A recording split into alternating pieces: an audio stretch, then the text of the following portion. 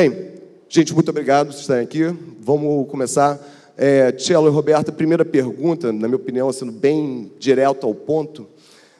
Inclusive, você é paulistano, né? Sou. E veio empreender no Rio.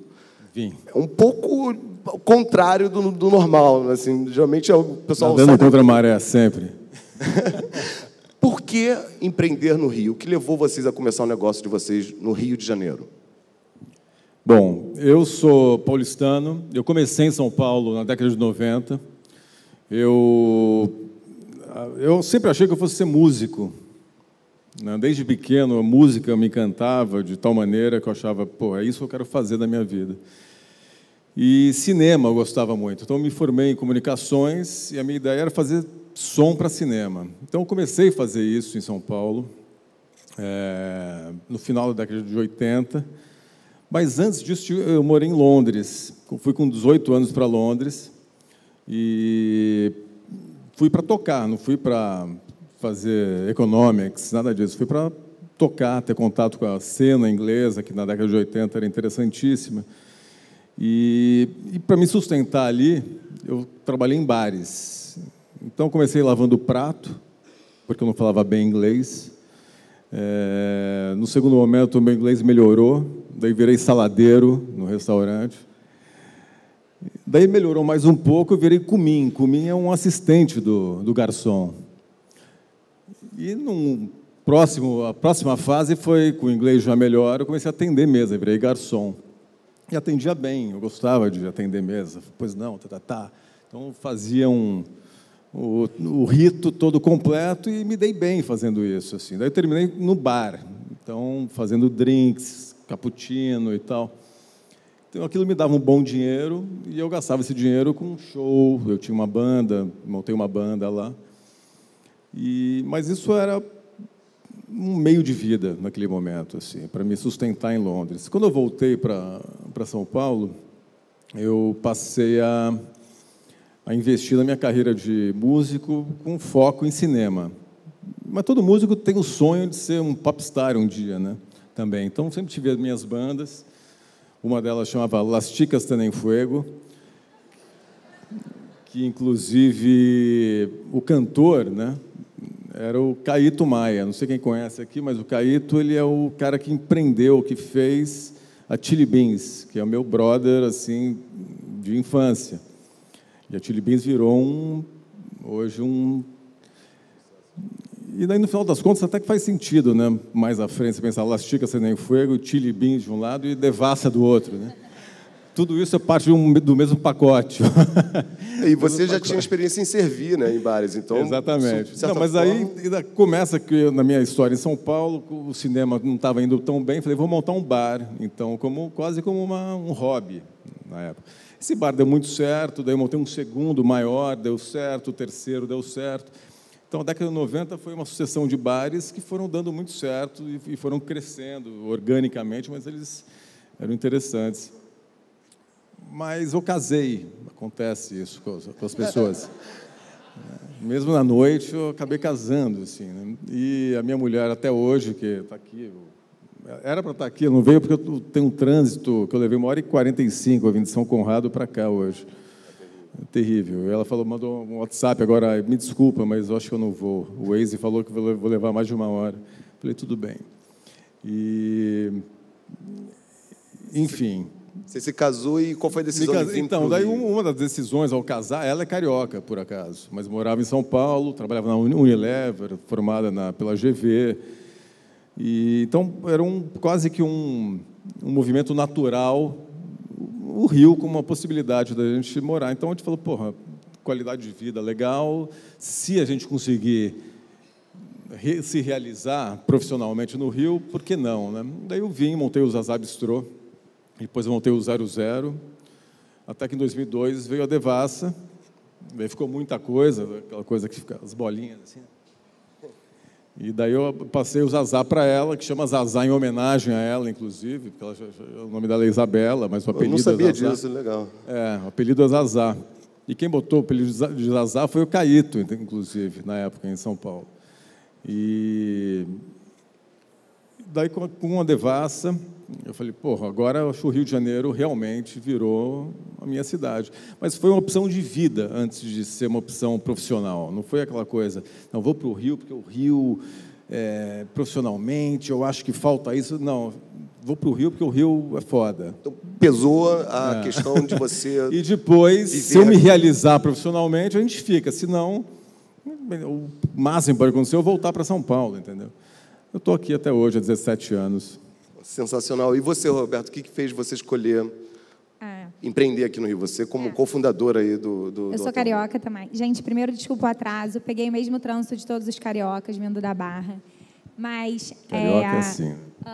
Carioca sempre chega atrasado. Impressionante. Cara. Carioca é empreendedor, que também não consegue sair do escritório na hora que combinou. Né? Porque está fazendo reunião. A gente sempre usa essa desculpa. Aquele te parando na escada. Sou carioca também. Morei no Rio quase minha vida toda, assim, até a adolescência. Vivi lá fora, morei em Londres, fui para a Califórnia. Enfim, tive uma vida meio louca de empreendedora primeiro. Fui empreender na Califórnia. Estava morando lá fora há uns 5, 6 anos, mas já naquela fase de vida muito estável para o bichinho do... Acho que todo empreendedor é um pouco incomodado, né? Que é mudar alguma coisa. Já estava assim, querendo fazer alguma coisa, estava pensando em aplicando para Harvard, Stanford, querendo fazer um MBA, achando que ia mudar a carreira lá fora e tal. Vim para o Brasil passar 10 dias, no final de 2010. Eu já tinha trabalhado com e-commerce, já tinha trabalhado na B2W, já tinha passado nessa coisa do vício da internet.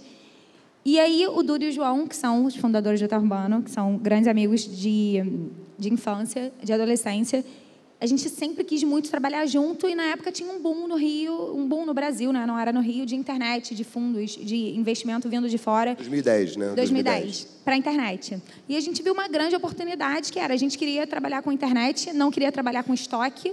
Então, assim, bom, a gente não vai entregar produto, a gente gosta de internet, vamos começar com alguma coisa, vamos construir, vamos serviço. Eu sei que eu estava assim, imagina, gente, morando na Califórnia, casa, carro, família, business, tudo assim. E aí eu voltei e eu falei, essa é uma ideia legal, mas eu tenho que pensar. A gente ficou 5 horas na escada de um shopping, do chão, fazendo plano de negócio de hotel urbano.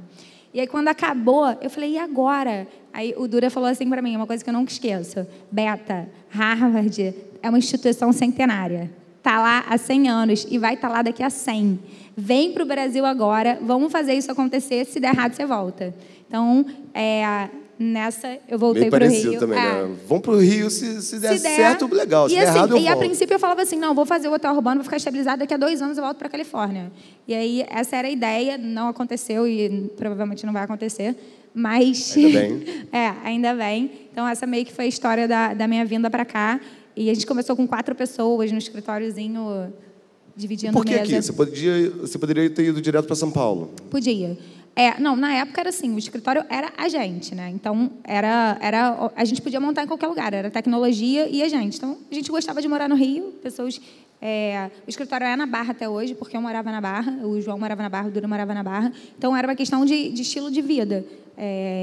A gente conseguiu trazer talentos e eu acho que é um grande desafio trazer pessoas boas para trabalhar de tecnologia e tal, mas, ao mesmo tempo, o que a gente tenta vender é que a gente quer construir um case, uma empresa que quer crescer, que tem muita ambição, e isso atrai gente boa por natureza, um projeto desafiador atrai gente boa, e num lugar que todo mundo quer morar, né? Então, acho que Eu acho brilhante o modelo de vocês, porque vocês têm estoque virtual, né? Você não tem produto físico. Então, você pode escalar, você, na verdade, também não tem necessidade de estar presente só no Brasil, você também pode expandir o seu modelo para qualquer lugar, mesmo estando aqui, se você for pensar, né? Eu acho que... Vocês chamam de serviço, mas eu sempre boto vocês na categoria de e-commerce inteligente para o Brasil, né? Que não precisa de um produto físico. Mas... primeiro eu falo pra caramba, vocês já repararam, né? Então eu como moderador estou me policiando aqui. Eu queria perguntar uma coisa. Vocês dois mencionaram que é a questão da qualidade de vida, né? A opção, né, de vida. Pô, por que não, se eu vou tentar, que eu tente no Rio de Janeiro? Eu faço a mesma coisa, eu também só estou aqui porque eu quero morar aqui, sou carioca e dane-se. Mas o quanto isso você acha que atrapalha a sua oportunidade de negócio? Então, no sentido, o que você vê de bom de estar no Rio que não seja só morar no Rio? E o que você vê que é ruim no ambiente do Rio para empreender?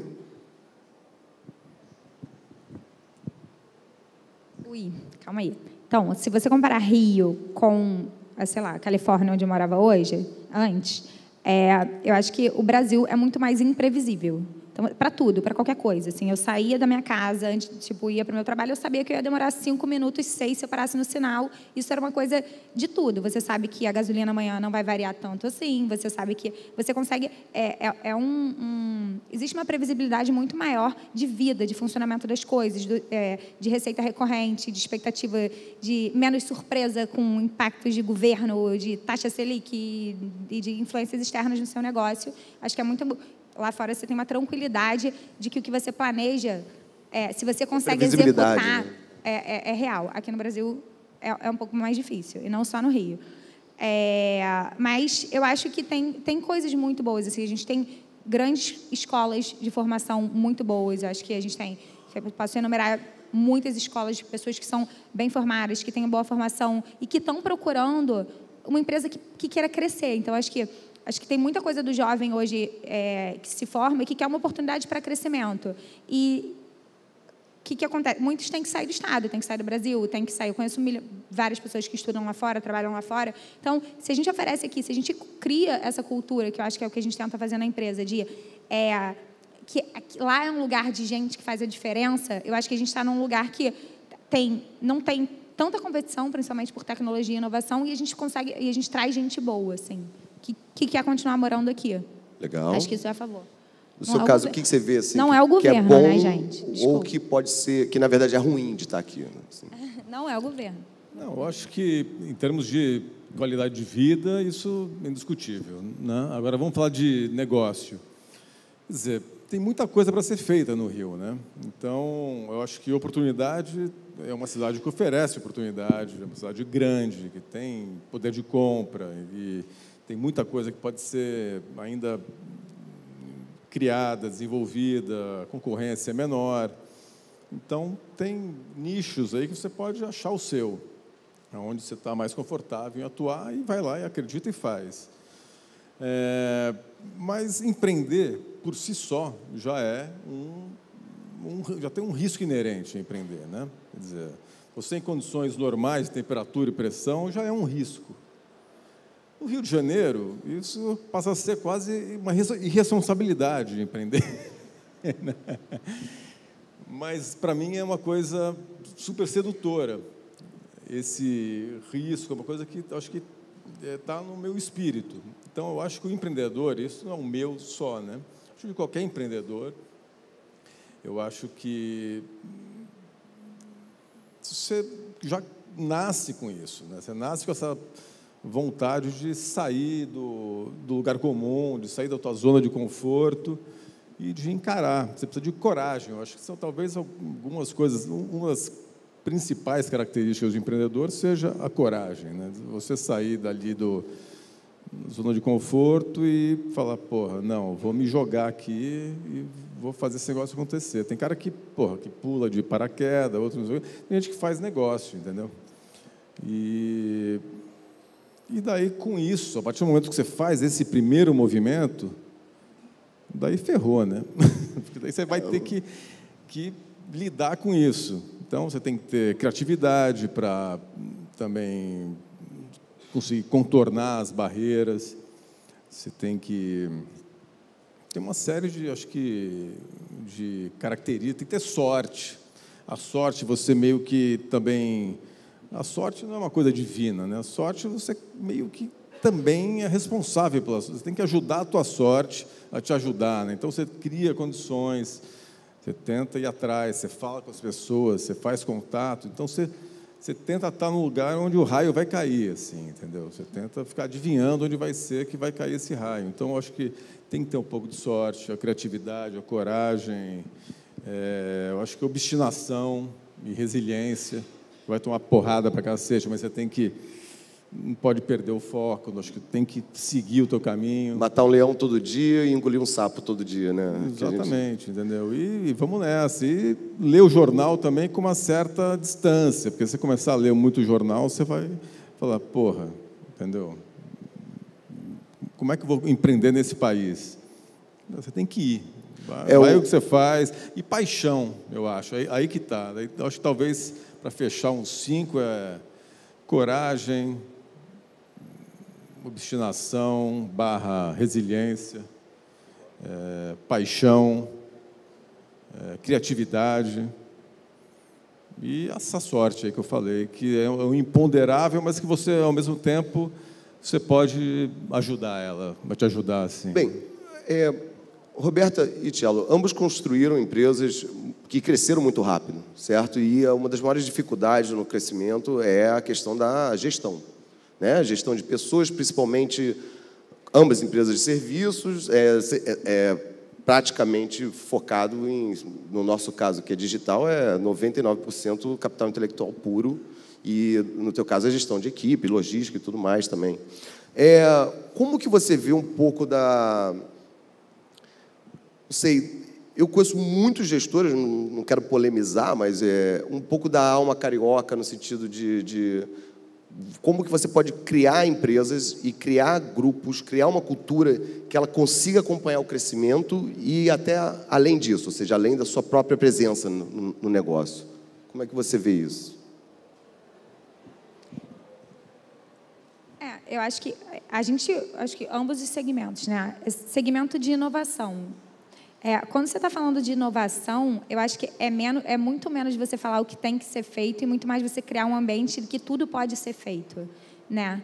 Eu acho que quando a gente fala, principalmente nos times de tecnologia e marketing, você criar a questão a princípio não existe não, assim, tipo, não tem o não faz, vamos tentar, né? Então, a gente tem a sorte de trabalhar num ambiente que é fácil, que a gente trabalha com travel, com Big Data, com tecnologia, que o erro, a gente tem que errar, a gente erra muito, a gente tem que errar todo dia, o erro é parte do aprendizado. O que move a empresa, assim. Hoje eu estava falando sobre, nossa, caramba, aquilo que eu falei, meu Deus, que besteira, assim. Mas eu acho que você não pode ter compromisso com o erro, assim. E a gente errar, reinventar, consertar de novo, porque está sempre mudando. Então, acho que a gestão, principalmente na área de... Tem algumas áreas que tem um pouquinho mais de processo, mas, assim, a meta no atendimento ao cliente, no hotel urbano, é o cliente ficar feliz. Então, assim, existem processos, existem procedimentos que têm que atender a esse objetivo, que é o cliente, no final, tem que voltar a viajar com o hotel urbano. A viagem tem que ser uma viagem 100% positiva. Essa é a missão do atendimento. O resto é como ele chega lá. Então, acho que é como a gente tenta botar a linha de gestão, ao invés de falar, quando o cliente ligar, você fala, olá, bem-vindo ao hotel urbano. Então, é meio que... Guiado por objetivos, né? Guiada pelo que a gente acredita, assim.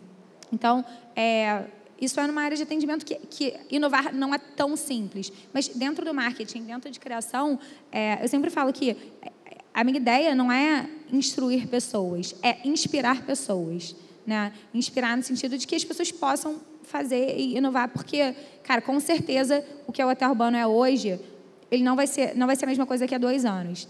E se for, tá errado, a gente já era. Então, assim, a gente tem que dar liberdade para as pessoas poderem mudar. Acho que é a nossa dificuldade. E pessoas inspiradas acabam atraindo outras pessoas inspiradas, né? Então, você começa a ter um time cada vez mais competente, né? A mais traz A mais, B traz C, todo mundo sabe. E no seu caso, como que você viu, assim, como que foi importante a cultura que você implantou lá no Devassa e agora na Vespa, para que você tenha certeza que o negócio possa crescer de uma forma organizada, sem perder, talvez, a essência do business quando você criou lá no início? Eu acho que eu sou um bom criador de marca, de conceitos, de cultura, mas eu não sou um grande gestor. Assim, acho que não é o meu forte. Assim, à medida que eu não sou tão metódico, né? Então eu sempre contei com quem pudesse me auxiliar nesse flanco, que é talentos complementares, né? Então que é complementar e que é quase uma ciência, mas não é uma ciência exata também, né? Porque eu acho que para todo bom gestor você tem que ter também um tanto de criador para você conseguir lidar com escolher os melhores caminhos, para você inovar quando for necessário e tal. Então, eu acho que eu sempre fui mais o perfil da pessoa que posiciona, cria marcas e e sabe onde quer chegar, mas precisa de alguém ali do lado, assim, costurando essa coisa. Então, para mim, sempre foi muito importante ter sócios, ou não sócios, mas alguém com esse perfil, assim, né, de gestão mesmo, assim. Hoje, como é que é a divisão entre os 3 sócios ali originais do Hotel Urbano? A gente é bem misturado, mas, assim, mais ou menos eu toco a parte de produto, marketing, tecnologia e call center. Customer experience, tipo, a jornada do cliente, né? Desde a experiência de produto, comunicação, atendimento, retorno. O Duda, ele é um cara muito mais focado na área comercial, assim, entende pra caramba de turismo e toca a parte de RH, se envolve em muita coisa também, mas o grande foco, ele é o cara de negócio do Hotel Urbano, que traz as parcerias, junto com o Antônio também, que é um cara super comercial. O João, ele é muito mais focado na parte de financeiro e relação com o investidor. Você acabou de falar uma coisa que é interessante. Em 2010 estava tendo um boom, né? Uma expectativa muito grande que o Brasil ia dar certo. E eu cheguei ontem do Silicon Valley, ontem. E você vê que mudou completamente a expectativa sobre o Brasil. Isso é uma coisa real. Tá? Então, o Brasil tinha uma expectativa muito grande em 2010, hoje em dia não tem a mesma atratividade. Na verdade, eu escutei até coisas muito interessantes. Eu escutei que o Brasil é um país que deveria ser feito só monopólios, porque é a forma de se ganhar dinheiro em países como o Brasil. Então, foi bem interessante essa... Foda-se a população, né? Porque monopólio é melhor são formas mais, digamos assim, cartesianas, né, de se falar. Mas o ponto como você está vendo você poder criar uma empresa no Brasil e daqui você tentar acessar mercados maiores, né? A gente está no 7º maior mercado do mundo. Como é que você pode, às vezes, criar uma marca aqui e tentar levar para fora? Você acha que isso é possível? Acho muito, assim. Primeiro, assim, eu acho monopólio a pior coisa do mundo para o mercado. Mas acho que eu agradeço os meus grandes aprendizados com os concorrentes. Acho que dá uma competição legal, que faz a gente querer ser melhor todo dia. Mas a gente vê uma grande oportunidade lá fora, não tem a menor dúvida. Só que, e a gente já pensou, acho que até final do ano passado, a gente já estava pensando em expandir.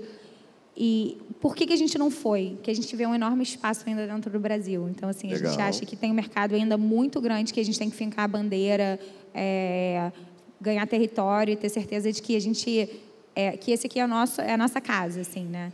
E para poder escalar para fora. E tem muita coisa com relação ao aprendizado mesmo. Acho que a gente não pode escalar problema, né? Você tem que escalar solução. Então, a gente está até passando por um processo de estruturar a operação, algumas coisas dentro de casa para o dia que for a gente poder replicar. Eu acho que brasileiro, apesar da crise mundial, Brasil é cool lá fora, é legal. Não nesse momento de investimento, mas uma marca brasileira é bem vista. E ele tem um mercado, então a gente não pode discutir isso. Tem um mercado gigantesco aqui dentro. Quem souber explorar, tudo bem. É uma questão de expectativa do mercado internacional. Né? Mas até simpatia com as marcas brasileiras. Acho que existe lá fora uma simpatia. Tudo que é B2C tem uma questão simpática de vender viagem, Brasil. É um mercado que, não tenho dúvida, que está nos planos de Hotel Urbano a expansão internacional. Cello, você acredita que dá para criar marcas aqui que você também possa exportar? Acredito. A Devassa, quando foi pensada no começo, a gente imaginava ganhar o mundo com a Devassa. E, curiosamente, assim, em momentos diferentes, assim, 2 gringos, um alemão e um inglês, falaram a mesma coisa, que era, a Devassa acho que pode ser a próxima Corona do mundo.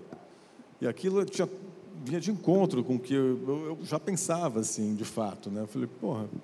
E daí a gente começou a exportar, na época, para Nova York e para Londres. Mas antes de ganhar o mundo, a gente foi comprado, né? Daí a gente não deu tempo. Que bom também, né? Mas nunca é tarde, nunca é tarde.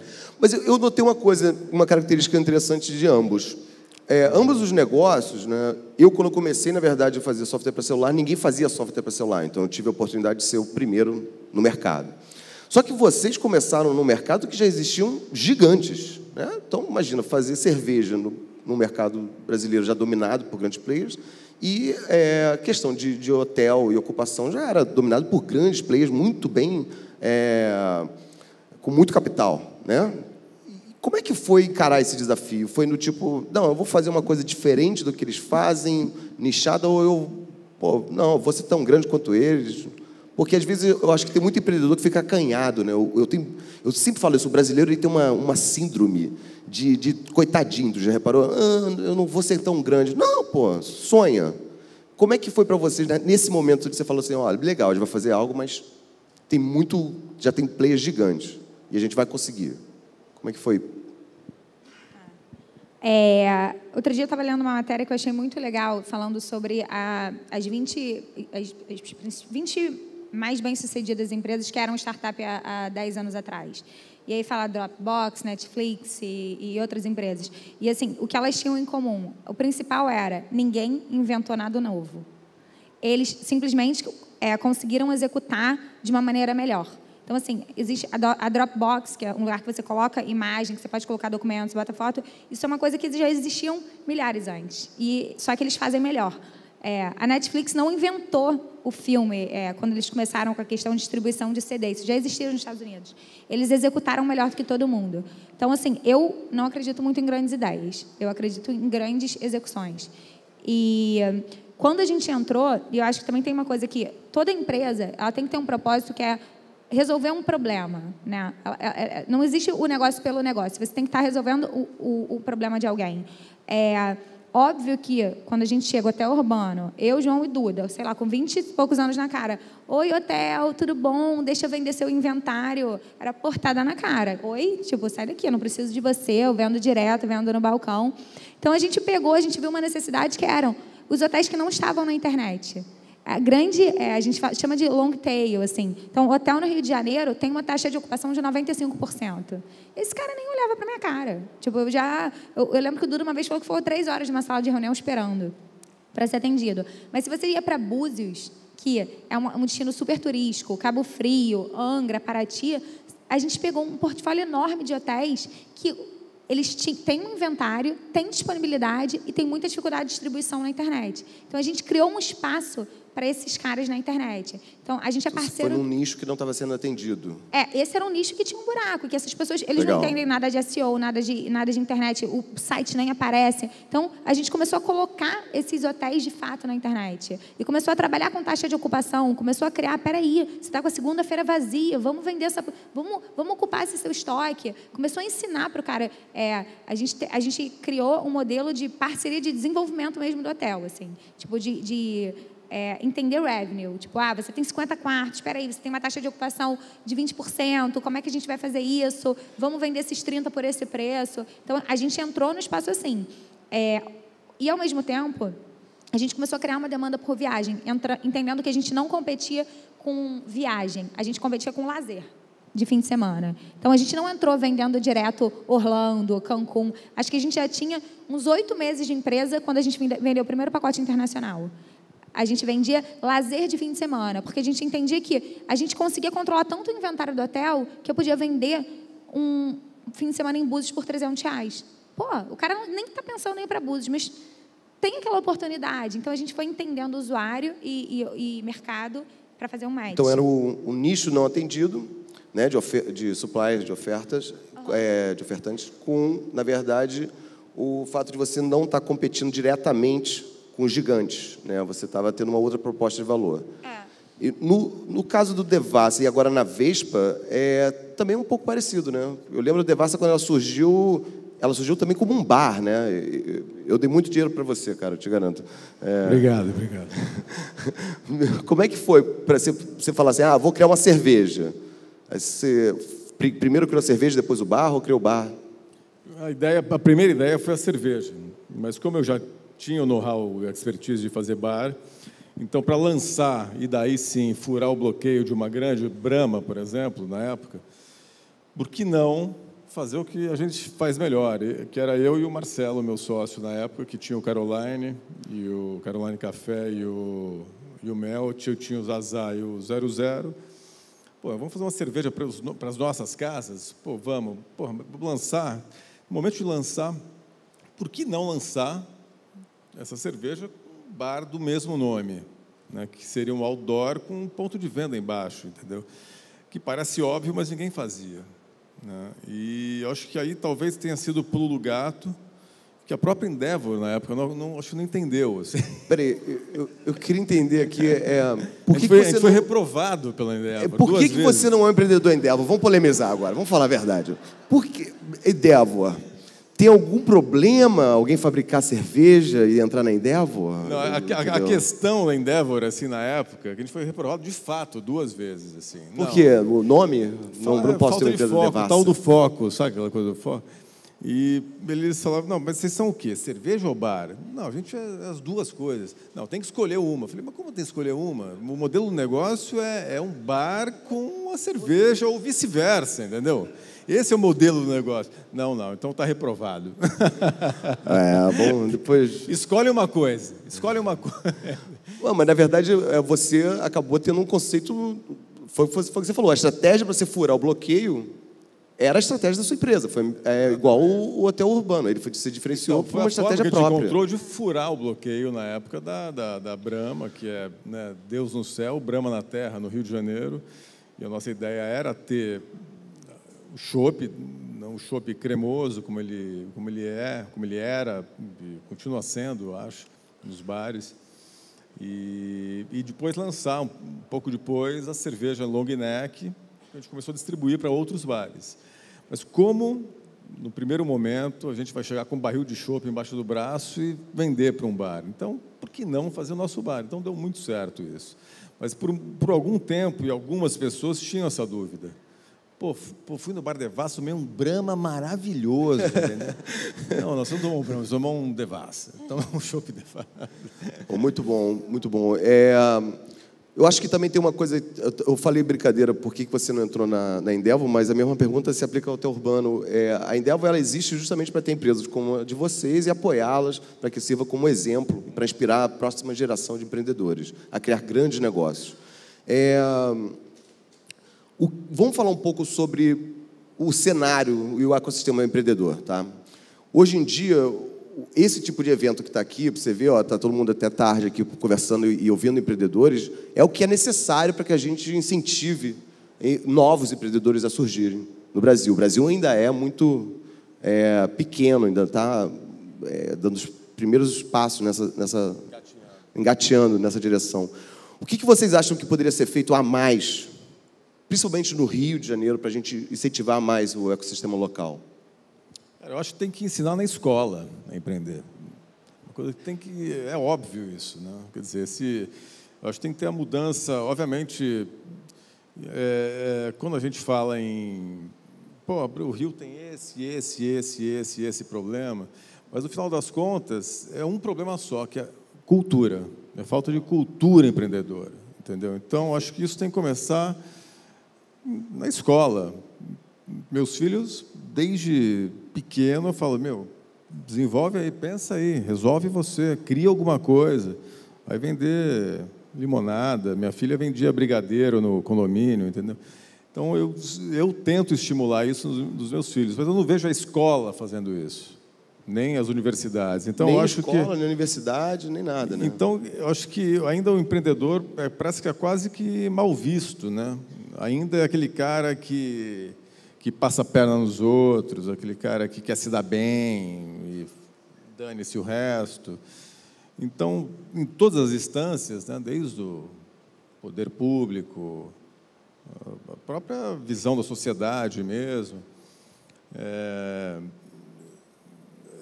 tem sempre, eu acho, uma visão ainda muito distorcida do que é empreender, né? E eu acho que, por isso, a importância de instituições e órgãos como a Endeavor, por exemplo. Hoje eu paguei 200 pau nessa camiseta aqui, porque... Com amor. Porque eu acho que a Endeavor realmente é fundamental, um trabalho belíssimo, assim, que está sendo feito. Entrar no site lá, você vê, está tudo lá, entendeu? Então, o Sebrae e tal. Mas falta a mentalidade de empreender, porque ganhar muito todo mundo quer, né? Agora, estômago para correr risco, poucos têm, que é a coragem, né? Agora, se você tem uma mentalidade, você tem, acho que, um ambiente que te propicia e minimiza esse primeiro movimento que você tem que fazer, né, o impacto desse primeiro movimento, que é você ter a coragem de dar o salto, eu acho que tudo fica diferente, né? Então, acho que teria que ter essa mudança de mentalidade mesmo. Isso é lento e tem que começar na escola, eu acho. Por que não tem uma aula de empreendedorismo? Tem matemática, tem português, né? Empreendedorismo. O que é empreender? Você empreender, camelô é empreendedor, né? De um camelô ao Jorge Paulo Lema, são visões e qualidades diferentes, né? Mas um artista plástico, um músico, de alguma maneira ele está empreendendo a sua arte, né? Então, quer dizer, o espírito empreendedor, acho que todos têm, de alguma maneira. Agora, como despertar isso, como fazer isso virar alguma coisa, é você estimular esse negócio. E por que não é estimulado? E você, Roberto, o que você acha que a gente pode fazer para estimular ainda mais? Eu acho que, assim, eu tenho uma visão bem parecida com o Thiago nesse sentido. Assim, eu acho que aqui no Brasil, por existir uma insegurança com relação a o que eu vou ser, caramba, não é ok falhar. E, cara, falhar é ok, é super ok. E você vai falhar em algum momento. Então, assim, essa cultura do, cara, você vai tentar e vai não dar certo, e muitas vezes... Você vai aprender, pelo menos. Você vai aprender e vai servir para uma próxima. Só que como existe uma insegurança social, se eu falhar, e aí? O que eu vou fazer? Então, as pessoas mais inteligentes acabam optando por uma segurança. Assim, as pessoas mais... cara, é muito engraçado. Eu tenho 3 irmãs. A minha irmã do meio, ela é genial, assim, tipo, melhor aluna de Santo Agostinho, médica, formada pela UF, não sei o quê. E eu lembro que, quando ela foi fazer vestibular, ela, muito cabeçuda, o que você vai fazer? Aí, com 17 anos, ela falou assim, 17 anos, eu nunca tinha visto isso na minha vida. Medicina. Aí eu, medicina? Rafaela, a vida inteira a pessoa quer ser médica. Ninguém resolve ser médica com 17 anos, né? A pessoa, normalmente o cara sonha em ser médico. Aí ela falou assim, não, eu quero ser médica porque, assim, eu acho que eu gosto, mas medicina é a faculdade mais difícil de passar. Então, se eu passar para medicina e eu quiser mudar para outra faculdade, eu vou conseguir. Se eu passar para outra faculdade e resolver que eu quero ser médica, eu não vou conseguir. Então, ela escolheu que ela ia ser médica. Ela é uma puta médica, hoje trabalha em Nova York, tipo, escolheu morar fora, fazer residência fora, não sei. Mas ela foi por um caminho ser médica eu não vou errar, entendeu? E sempre foi uma pessoa brilhante, que eu tenho muita certeza que ela seria brilhante em qualquer coisa que ela fizesse. E eu acho que ela se cobra tanto que ela não queria errar, ela queria ser melhor e escolheu fazer medicina. Então, é muito ok se errar. Outro dia eu vi um vídeo, um trailerzinho, demora 20 minutos do Jim Carrey no YouTube, que eu acho que vale muito a pena ver. Você já viu esse vídeo? Vou resumir assim a história, mas ele conta do pai dele, que o pai dele que sempre quis ser um grande comediante, adorava comédia, a vida inteira ele viu o pai dele sendo comediante, só que o pai tinha família, morava nos Estados Unidos e largou a carreira de comediante para a carreira de contador, que ele trabalhava numa empresa e tal, e resolveu ser contador. Conclusão, depois de 12 anos trabalhando na mesma empresa de contabilidade, ele foi mandado embora. E a família dele ficou muito mal de grana há muito tempo. Ficou muito mal. O Jim Carrey falou assim, cara, tipo, que ele teve uma sacada quando ele teve 14 anos, que era assim, você pode falhar fazendo o que você não gosta.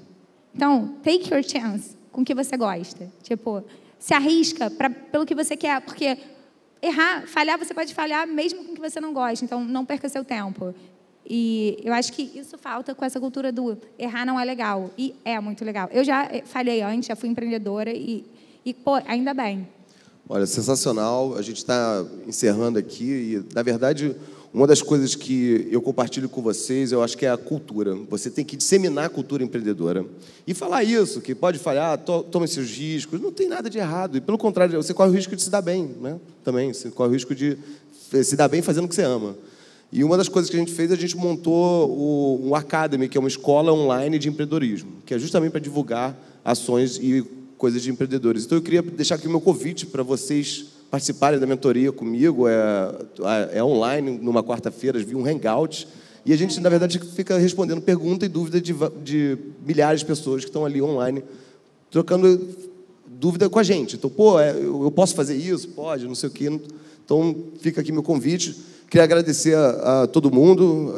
Espero que vocês tenham gostado aqui do painel e, principalmente, aí, Roberto, Cello, muito obrigado pela presença de vocês. Obrigado a vocês. Boa noite. Valeu. Obrigada, boa noite.